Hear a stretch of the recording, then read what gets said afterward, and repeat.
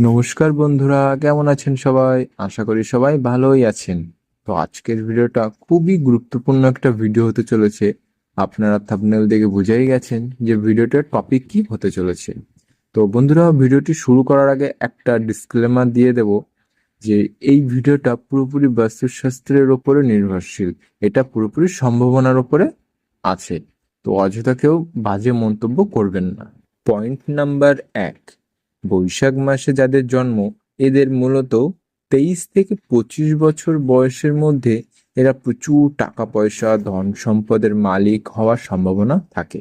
Point number 2, এরা চাকরির দিক থেকে খুব একটা সফলতা না পেলেও ব্যবসা করলে এদের সফলতা প্রচুর পরিমাণে হয়ে থাকে। পয়েন্ট নাম্বার 3, বৈশাখ মাসে যাদের জন্ম এরা মূলত লাভ ম্যারেজটাই বেশি করে থাকে, কিন্তু অ্যারেঞ্জ ম্যারেজে খুব একটা এরা সফল হয়ে থাকে না।